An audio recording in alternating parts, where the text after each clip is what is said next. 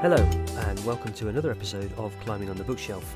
It's been a few months since I last recorded and published an episode due to the fact that, if I'm being honest with you guys, my wonderful listeners, I lost my way with it a bit. It wasn't as if I was going to stop completely, I just needed a bit of a break. It was just that my confidence was knocked a bit by asking a few people to come on the show, and things never quite seemed to work out as I thought they would. But here I am, doing another episode, so hopefully this will be a good one. Just an update, I've contacted a few authors and other climbing people that I thought might be a good listen and chat and to hear their stories, but I'm still waiting for responses, so fingers crossed. So look out for those in the future. In the meantime, I'm going to do some more book episodes. As you can probably see from the title, it's To Live by Elisabeth Revol. The book has been out a while now, but I thought it would make a good episode, so here it is. Oh, just in case you're new to my podcast, and for those regular ones who will have noticed, I've changed my intro music. Let me know what you think, particularly those in California and New York, where my largest group of listeners are. In cities such as LA, Whittier, San Francisco, and in New York are Brooklyn, Albany, and Pine Bush, which I've no idea where that is, but I guess it's in upstate New York, maybe, possibly. Yes, I'm speaking to all you guys. Please do get in touch with me and let me know who you are, what you like about climbing books, and generally what gets you excited about climbing. Anyway, on with the episode. Here's UK Climbing's editor and GB climber Natalie Berry, who translated the book into English, introducing the book.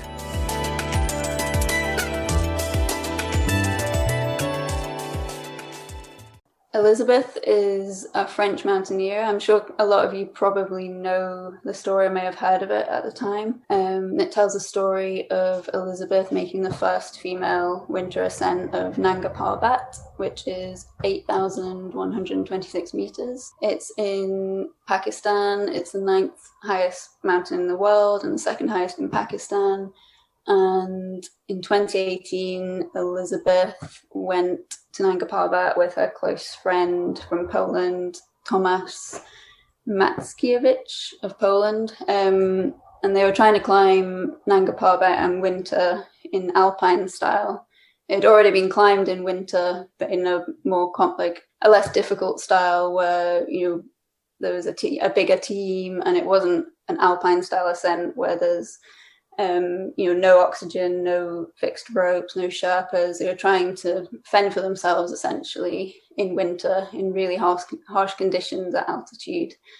And I'm sure if you've heard the story, you'll know that just as Tomek reaches the summit, he announces that he can't see. He's got high altitude pulmonary edema or high altitude cerebral edema. He's snowblind. He's just really ill basically and can't get off the summit. And he says to Ellie, what's happening with my eyes? I can't see your head torch anymore. You're a blur. So they're both on the summit. He can't see. Ellie is feeling these elated emotions, but she has to get him down because he's in a terrible condition and he's not self-sufficient enough to be able to descend on his own.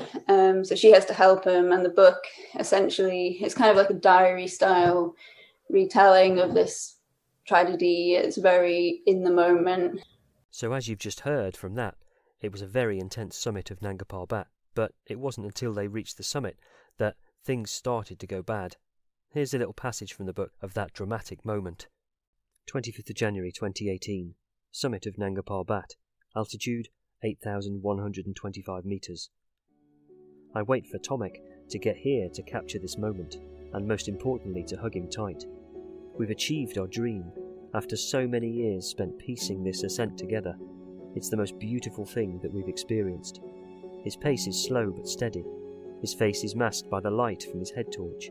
Frosty crystals reflect in relief on his right cheek. He must be numb with cold and fatigue.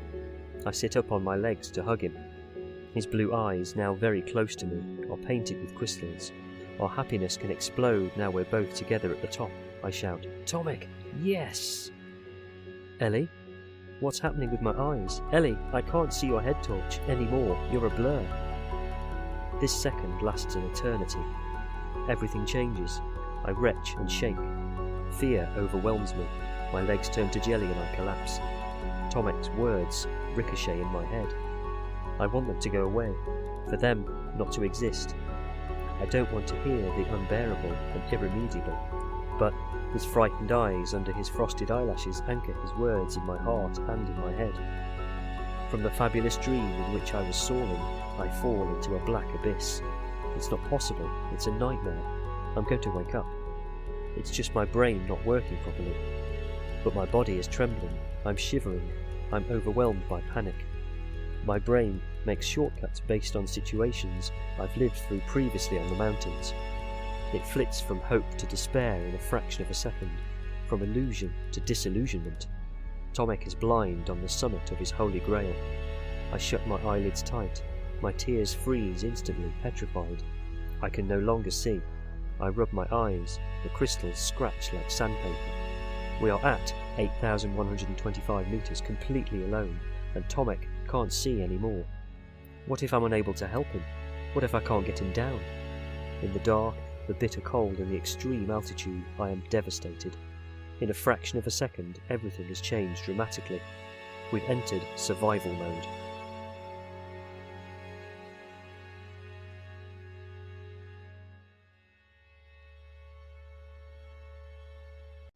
Here's Natalie Berry again with her final thoughts. So Elisabeth has to descend very quickly and help him down. Elisabeth spends 3 nights on the mountain alone in freezing temperatures, and she shelters in crevasses until eventually she's rescued by 2 climbers from Poland, Adam Bielecki and Denis Arubko. Denis is Russian, Polish-Russian. They fly in from K2 base camp and guide Elisabeth to safety, and unfortunately they can't rescue Tomek, so to this day he's still on the mountain.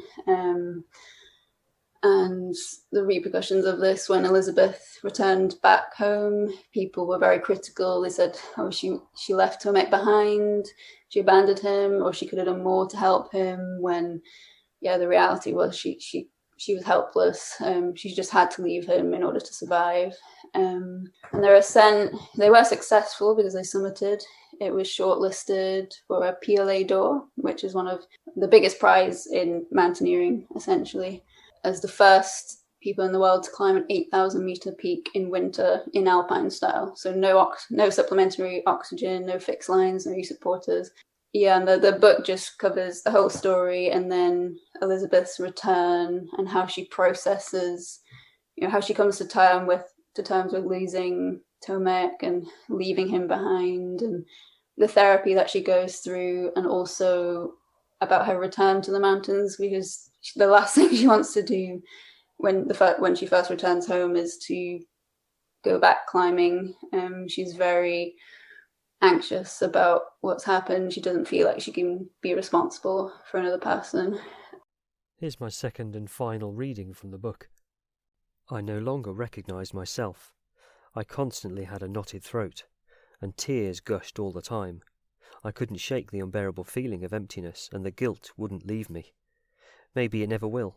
The self-reproach will always be there. I will have to learn to live with it. I was gradually realising that I could have stayed up there to wait for rescue or the end. I had escaped from this fatal delay, which would inevitably have resulted in the loss of Tomek and maybe of me. The doctors kept telling me that Tomek had certainly died shortly after I left. What would I have done if I'd have stayed with him, wiped out by despair? I might have slid into nothingness, or would I have forced myself to fight, to get down, carrying with me this awful vision of Tomek's deserted body? I'll never know. There were no good options remaining. After our arrival on the summit it was too late, but I was plagued by guilt, lambasted by futile and devastating remorse, with questions that just kept resurfacing. Since January's miraculous rescue, our story had caused a lot of ink to flow, and all these words about what we'd done and lived through up there caused new suffering, hurling me into a new abyss where judgments and comments were like stones thrown at us. Only Tomek and I experienced the heartbreaking, dramatic story intimately. However, there was also a lot of solidarity and kindness that accompanied and enabled my return. New friendships were born, but I was destroyed by the negative thoughts, the hasty judgments, the insults, until I got help and was encouraged to see something other than guilt, to leave the past behind, stop worrying about the future, and try to live in the present. I was torn between the tragedy I was still living and the outstretched hands of my loved ones trying to stop me falling apart again. I went through what is commonly called stages of grief. First came anger, directed at everyone, starting with me of course, but also Ludo, Pakistani aide, Ali, our agent, and even Tomek. I was full of compassion for him, but at the same time so angry with him for having violated the safety measures that we'd established together. Always stay in tune with your body, keep something in reserve, don't put yourself in danger, don't take risks other than those inherent to the high mountains, warn the other person, manage the descent carefully. I was hugely annoyed with him, because you shouldn't just go to pieces like that up there when you're experienced. He was so strong, my Tom. A real tractor, super tough. We had always rigorously studied the risks during our expedition in order to minimise them as much as possible. But this time, Tom had overlooked some warning signs, it's undeniable, and I didn't know how to spot these signs. I didn't know to insist on turning back. We are both responsible for this drama and a cascade of small mistakes which led to a disaster. I'm responsible for not being able to bring Tomek down, and Tomek is responsible for not being able to give up or go back down, but only Tomek paid the high price, and I alone am alive today. During a press conference in Chamonix on the 7th of February 2018, the day I left hospital, our story became public. Sped around the world and elicited no end of comments on the television, on the radio, on social networks, in the newspapers, etc. It was hell for me. What I had experienced on the mountain was nothing compared to the violence of my return. In the year that followed, even when I thought I was better, I was trying to regain a social, professional and sporting life. The smallest thing was enough to push me back down into the depths of the 25th to the 27th of January 2018 for days on end. I realised today it was a miracle that we survived our first night outside after reaching the summit. A survival instinct caused my intuition and endurance to kick in so that I didn't collapse in the face of a dramatic situation we were living through. I'm still terrorised by the memory of the second night I spent alone in the crevasse. Surviving it was an even greater miracle. Objectively, I should have been sliding little by little into lethargy from the cold, falling asleep forever, frozen in the crevasse. And yet, I fought with energy from an unknown source to stay clinging to the world of the living. On the third night, I walked with a calmness and serenity which were intensified by the hopeless situation I found myself in. The feeling that I was hanging on only by a thread. The bright moon showed the way, lit up the fixed ropes. I was immersed in action, not in analysis. I moved forward, motivated by the hope of arriving at base camp and being able to do something to help the rescue team who would come to look for Tomek. I was relying on the ingrained skills acquired over my years of learning in the mountains, and they saved me that night, until I met Dennis and Adam, a miracle within a miracle.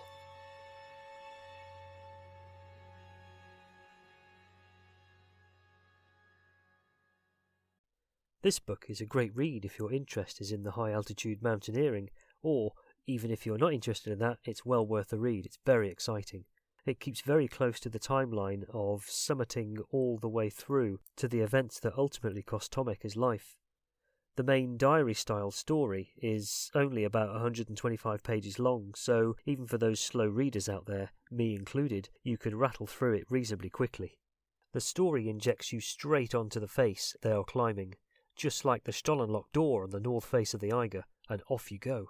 Knowing the story already from having read Winter 8000 by Bernadette MacDonald, I still wanted to delve into what actually happened from the only surviving climber. If you would like to read more about this type of climbing, and especially the Ice Warriors, the Polish climbers that specialise in high altitude winter climbing, then pick up yourself a copy of Winter 8000. This book was actually my first ever episode, so why don't you check it out? Natalie Berry has made a great job of the translation and captures the feelings, emotion and honesty of Elisabeth's harrowing fight with guilt and survival. It must have been really difficult to do. She's done it very well. Not that I want to take away from Elisabeth Revol for writing the book in the first place. I can highly recommend giving it a go. If you like the sound of this episode's book, you can buy it from the publisher, which is Vertebrate Publishing. Their website is adventurebooks.com, or wherever you get your mountain literature from. Also, if you would like to hear the full talk that Natalie Berry gave on the book, it's still on YouTube at the link in the show notes. And if you get all the way to the end of the talk, to the bit where the Q&A, it's about 42 minutes in. Mine is the first question about translating the book. It's the first one read out and answered. So yay, go me. If you would like to get in touch, then do it in the normal way via email, climbingonthebookshelf@gmail.com, or on Instagram at climbbookshelf. Send a message, follow me, etc. You never know, you'll probably get a mention on the next episode. Until next time, thanks for listening.